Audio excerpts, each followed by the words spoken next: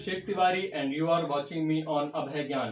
Friends, आज का हमारा टॉपिक है प्रेजेंट इंडेफिनिट टेंस। इसके पहले की वीडियो में हमने बात की थी बेसिक्स ऑफ टेंस, जिसमें हमने टेंस के सभी बेसिक चीजों के बारे में बात की थी कि सब्जेक्ट क्या होता है, वर्ब क्या है, ऑब्जेक्ट क्या है, टेंस की डेफिनेशन, उसकी परिभाषा क्या है। साथ ही टेंस को क्लासिफाइड किया गया है कि वर्गों में जो बांटा गया है वो किन आधारों पर बांटा गया है। तो ये सब बेसिक और इंपॉर्टेंट चीजों के बारे में डिस्कस किया था, लेकिन साथ ही एक चीज वहां पर छूट गई थी, वो था बेसिक स्ट्रक्चर ऑफ टेंस।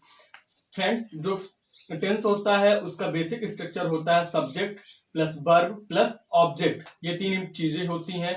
और फिर इसी स्ट्रक्चर को हम अलग अलग टेंस में मॉडिफाई करके एक सेपरेट टेंस के लिए एक सेपरेट जो स्ट्रक्चर होता है वो हम प्राप्त कर लेते हैं। और इन्हीं तीनों चीजों के बारे में हमने लास्ट वीडियो में डिस्कस किया था। वो वीडियो बहुत ही बेसिक और एडवांस भी है, तो आप और साथ ही वो बहुत ज्यादा इंपॉर्टेंट है, तो आप वो वीडियो जरूर देख लीजिए ताकि आपके सारे कॉन्सेप्ट क्लियर हो और आपको आगे की चीजें अच्छी तरह समझ में आए। तो जो ये स्ट्रक्चर होता है subject plus verb plus object, इसी में हम थोड़ा मॉडिफाई करते हैं। वर्ब को टू पार्ट्स में बांट लेते हैं, हेल्पिंग वर्ब और मेन वर्ब। मेन वर्ब के साथ हर टेंस के रूल के मुताबिक हम उसको यूज करते हैं और ऐसा ही हम हेल्पिंग वर्ब के साथ करते हैं। तो ये होता है बेसिक स्ट्रक्चर और इसी को मॉडिफाई करके हम आगे टेंसेस में यूज करेंगे।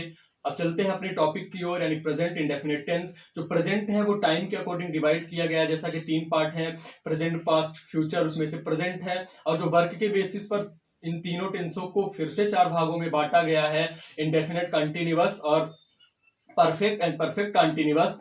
तो ये है इंडेफिनिट यानी अनिश्चित। तो प्रेजेंट इंडेफिनिट टेंस हमने लास्ट में भी इसके बारे में चर्चा की थी। तो ये होता है अनिश्चित वर्तमान काल।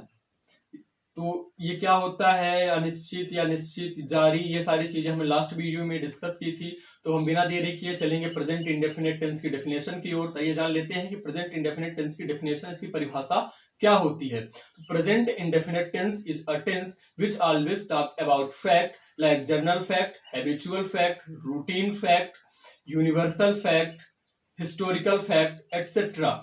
अर्थात हिंदी में इसकी परिभाषा कि प्रेजेंट इंडेफिनिट टेंस वह टेंस है जो हमेशा तथ्यों के बारे में बात करता है, जैसे आपका आदत संबंधित तथ्य, दिनचर्या संबंधित तथ्य, या फिर ऐतिहासिक तथ्य, या फिर जो यूनिवर्सल फैक्ट होते हैं। यूनिवर्सल फैक्ट का मतलब होता है सार्वभौमिक तथ्य, अर्थात वो तथ्य होते हैं जो कि प्राकृतिक से ज्यादातर जुड़े होते हैं प्रायः, और ये सभी जगह पर समान रूप से लागू होते हैं, ये सर्वदा सत्य होते हैं, ये होते हैं यूनिवर्सल फैक्ट। तो यहाँ पर हम यूज करते हैं present indefinite tense. Present indefinite tense सिर्फ इन्हीं चीजों के लिए बनाया गया है। और फ्रेंड्स, एक चीज आपको और बता दें कि हिंदी में इसकी पहचान होती है कि वाक्य के अंत में हमेशा ता है, ते है, ती है, ते हो, ऐसे सेंटेंस आते हैं। तो आपको पहचानना है कि यहाँ प्रेजेंट इंडेफिनिट टेंस है। निश्चित रूप से वहां प्रेजेंट इंडेफिनिट टेंस होगा, लेकिन ये सिर्फ उसकी पहचान है, वो परिभाषा नहीं। कई बार इसे हम परिभाषा के तौर पर ही पढ़ते और पढ़ाते हैं, लेकिन ये परिभाषा नहीं है। तो ये थी इसकी परिभाषा। सीधे तौर पर अगर हम बात करें कि अगर आप किसी को अपनी दिनचर्या बताना चाहते हैं, या अपनी आदत बताना चाहते हैं, या सार्वभौमिक सत्य बताना चाहते हैं, इस तरह की अगर आप बात करना चाहते हैं, तो आप हमेशा यूज करेंगे प्रेजेंट इंडेफिनिट टेंस। इसमें कुछ और चीजें हैं जो हम बाद में बात करते हैं। अब जो हमने बेसिक स्ट्रक्चर बताया था subject plus verb plus object, अब इसे हम मॉडिफाई करके प्रेजेंट इंडेफिनिट टेंस के अकॉर्डिंग एक स्ट्रक्चर तैयार करेंगे। तो इसमें स्ट्रक्चर देखते हैं। इसमें होता है subject plus verb plus object, लेकिन इसमें वर्ब के साथ, जैसा कि हम बताएंगे, वर्ब, मेन वर्ब और हेल्पिंग वर्ब दो तरह की होती है। इसमें जो अफर्मेटिव सेंटेंसेस होते हैं, अर्थात जिनमें सिर्फ हाँ में बात की जाती है, ऐसे सेंटेंसेस के लिए प्रायः कोई हेल्पिंग वर्ब नहीं है। और जब हम बात करेंगे निगेटिव और इंट्रोगेटिव की, तो वहां डू और डज हेल्पिंग वर्ब के रूप में यूज होती है। अब बात करते हैं मेन वर्ब की। तो यहाँ मेन वर्ब में एस और ई एस का यूज होता है, वो भी तब जब कि आपका सब्जेक्ट जो हो वो थर्ड पर्सन सिंगुलर हो, यानी कि ही, सी, इट, नेम हो। कभी भी अगर आप subject he, she, it, name में से लेते हैं, तो आपको हमेशा यूज करना है मेन वर्ब के साथ यस या तो ईएस। अभी कब यस यूज करना है और ईएस कब यूज करना है, इन दोनों में से हम आगे बात करेंगे। अभी हम बात करते हैं एक और स्ट्रक्चर कि जब आपका थर्ड पर्सन सिंगुलर के अलावा यानी ही सी इट नेम के अलावा आई बी यू दे हो तो आपको मेन वर्ब के साथ यस या ईएस नहीं यूज करना है। तो दोनों का स्ट्रक्चर देख लेते हैं। जब थर्ड पर्सन सिंगुलर हो तब आपको रखना है subject plus main verb plus S और ईएस प्लस ऑब्जेक्ट। तो अब बात करते हैं हम structure I we you they के लिए, यानी जब हमारा सब्जेक्ट थर्ड पर्सन सिंगुलर ना हो तो वहां हम स्ट्रक्चर में यूज करते हैं सब्जेक्ट प्लस मेन वर्ब। यहां मेन वर्ब में आपको यस या ईएस कुछ भी नहीं लगाना है, प्लस ऑब्जेक्ट। ये था इसका स्ट्रक्चर। अब हम देखते हैं कुछ एग्जांपल। जैसे मैं खेलता हूं, अब आपने सेंटेंस के अंत में देखा ता हूं आता है, तो यहां से आप पहचान गए कि ये प्रेजेंट इंडेफिनिट टेंस है। लेकिन अब यहाँ डेफिनेशन देखते हैं, मैं खेलता हूं। फ्रेंड्स, ये एक तथ्य है, इसे हम जनरल फैक्ट भी कह सकते हैं, सामान्य तथ्य भी कह सकते हैं, या हम ये कहें कि आपकी आदत भी है, आप खेला करते हैं, आप रोज खेलते हैं, तभी आप बोलते हैं कि मैं खेलता हूं। तो ये एक फैक्ट है। अब स्ट्रक्चर के अकॉर्डिंग इसे बनाते हैं, तो मैं के लिए यहाँ जो है आई हम यूज करेंगे। अब ये आप देख रहे हैं कि यहाँ जो आई है वो थर्ड पर्सन सिंगुलर नहीं है, यानी ही सी इट नेम में से नहीं है, ये फर्स्ट पर्सन है, आई है। तो यहाँ हम जो हमारी वर्ब होगी वहां उसके साथ यस या ईएस नहीं यूज करेंगे, तो इसके इंग्लिश बनेगी आई प्ले। साथ में आप चाहे तो इसको और अच्छा बनाने के लिए ऑब्जेक्ट यूज कर सकते हैं कि मैं फुटबॉल खेलता हूं, आई प्ले फुटबॉल। तो ये आपकी आदत हो सकती है या रूटीन हो सकती है। इसी तरह वह लिखता है, ही राइट्स। अब ये हो गया फैक्ट आपकी आदत संबंधी। अब कुछ देखते हैं, जैसे हमने बात की थी यूनिवर्सल फैक्ट यानी सार्वभौमिक तथ्य। जैसे सूर्य पूर्व में उगता है, the sun rises in the east. अब पृथ्वी सूर्य की परिक्रमा करती है, the earth revolves around the sun. या आप यहाँ जो वर्ड आया है रिजॉल्व, उसकी तरह मूव्स भी यूज कर सकते हैं, the earth moves around the sun. तो इस तरह आप इसे यूज कर सकते हैं। अब बात करते हैं, ये थी हिस्टोरिकल फैक्ट। अब हैबिचुअल फैक्ट, जैसे वह सदा सच बोलता है, ही ऑलवेज स्पीक्स ट्रूथ। अब मैं सदा सच बोलता हूं, आई ऑलवेज स्पीक ट्रूथ। यहां आपको स्पीक्स नहीं करना है, यानी यस या ईएस नहीं लगाना है। तो ये थे एग्जाम्पल्स। जैसे मैं हर दिन मंदिर जाता हूं, I go to temple every day. अब यहां भी आपने देखा कि यस यस नहीं यूज हुआ। जैसे वह प्रतिदिन मंदिर जाती है, she goes to temple every day. ये थे कुछ एग्जाम्पल्स। अब आपको एस कहाँ यूज करना है, ईएस कहाँ यूज करना है, तो आप ध्यान से सुन लीजिए कि कोई भी जो वर्ब है उस वर्ब के जो वर्ड है उसके अंत में अगर double S O Z S H C H ऐसे वर्ड आते हैं तो वहां आपको ईएस यूज करना है, और बाकी के साथ आपको एस यूज करना है। यानी कोई जैसे गो है, जीओ, इसमें लास्ट में ओ आ रहा है तो यहां हम इसको ईएस यूज करेंगे, एस यूज नहीं करेंगे। इसी तरह जैसे क्विज है, क्यू यू आई जेड, तो यहां भी हम ईएस यूज करेंगे। जैसे क्लैश है, वास है, यहां वर्ड के अंत में एस एच आ रहा है तो यहां भी हम ईएस यूज करेंगे। इसी तरह सर्च है, SEARCH सर्च, तो यहां भी इसको भी जब हम सिंगुलर में लिखेंगे तो इसे हम ईएस लगाकर बनाएंगे। जैसे he goes, she search, she quiz, तो ऐसे सेंटेंसेस में हम ईएस लगा करके उसको थर्ड पर्सन सिंगुलर के लिए यूज करने के लिए बनाएंगे। अब इसके बाद हम बात करेंगे निगेटिव सेंटेंसेस की। लेकिन यहां पर जो निगेटिव सेंटेंसेस है वहां पर हमें दो हेल्पिंग वर्ब यूज करनी होती है, डू और डज।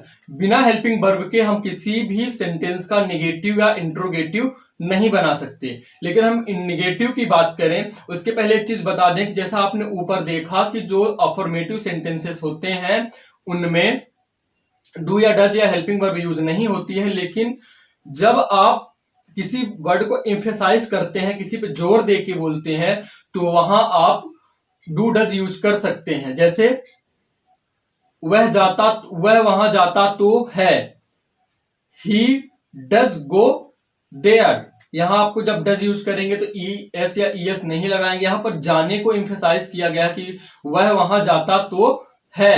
ही डज रीड, वह पढ़ता तो है। तो इस तरह के सेंटेंस को जब हम इम्फेसाइज करते हैं तो हम डू और डज यूज कर सकते हैं।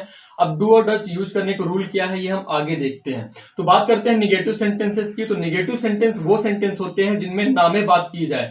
निगेटिव का मतलब होता है नकारात्मक। जैसे अभी हमने देखा वह खेलता है, तो हम जैसे निगेटिव में बात करेंगे तो वह नहीं खेलता है। तो इसका स्ट्रक्चर देखते हैं, वो होगा subject plus helping verb plus not plus main verb plus object. अब कुछ एग्जांपल्स देखते हैं, जैसे मैं मंदिर नहीं जाता हूं, I do not go to temple.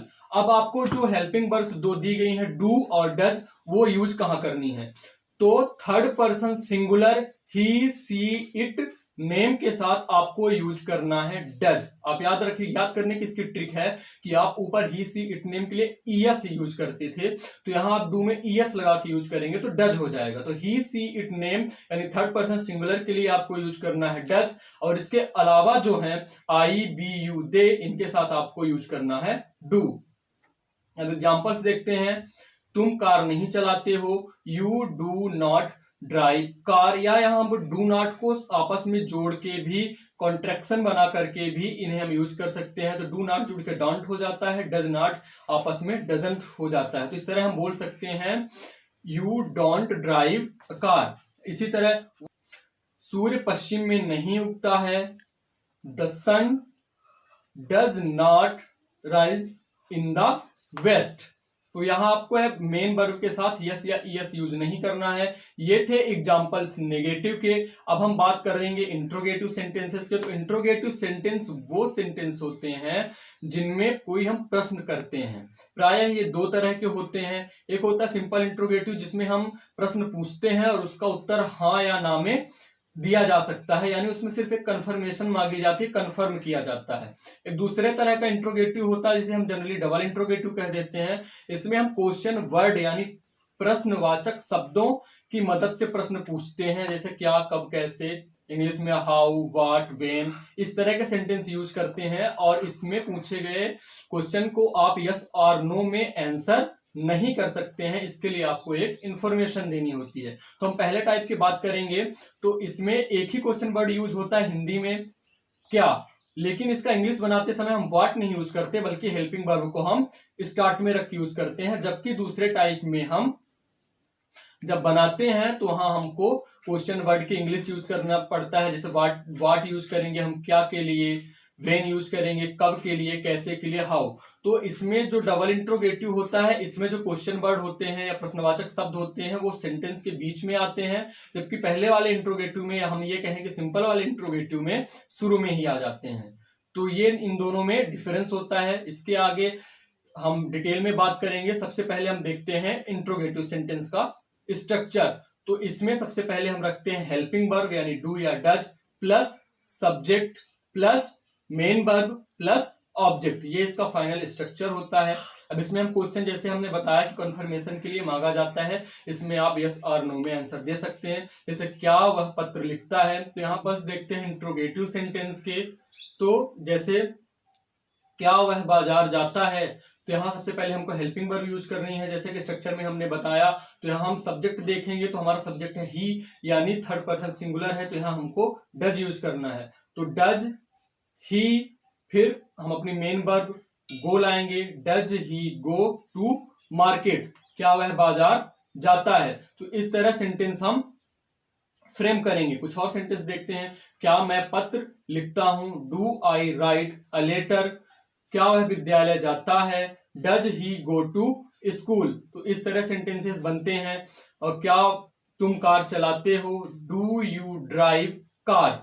तो आप और ज्यादा से ज्यादा सेंटेंस के साथ प्रैक्टिस करिए। अब हम बात करते हैं डबल इंट्रोगेटिव। तो इसमें क्वेश्चन वर्ड यूज किए जाते हैं। अब इसका स्ट्रक्चर देखते हैं, इसके बारे में पहले बता चुके हैं। अब इसका स्ट्रक्चर देखते हैं।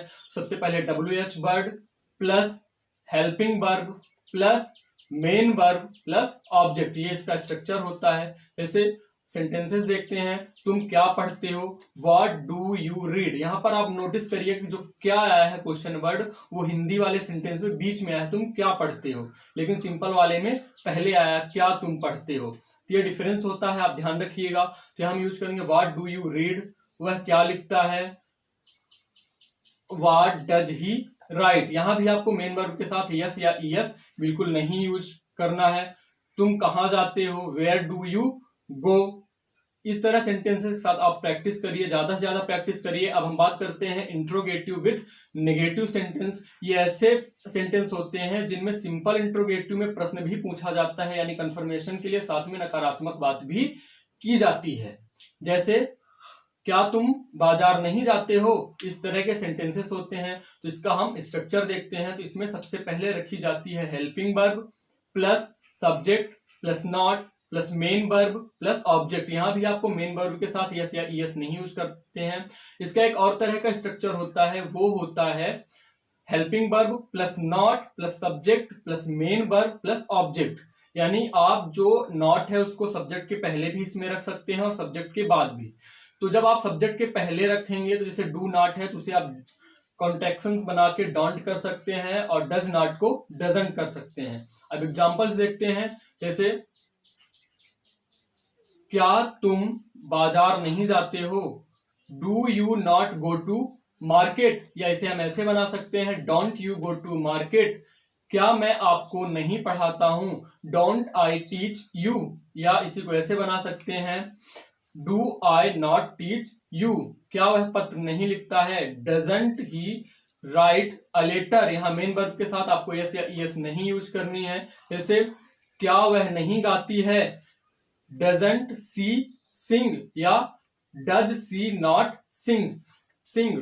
तो फ्रेंड, ये था इंट्रोगेटिव विथ नेगेटिव सेंटेंस। अब ज्यादा से ज्यादा सेंटेंस के साथ प्रैक्टिस करिए। आई होप आपको सारी चीजें क्लियरली समझ में आई होंगी।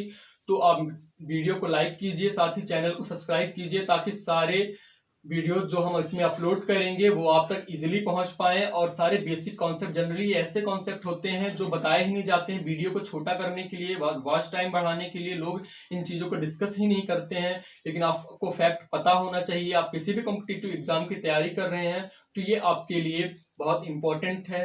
Thanks for watching. आप इसी तरह हमारा वीडियो देखते रहिए। Stay focus and keep learning. Thank you very much. जय हिंद।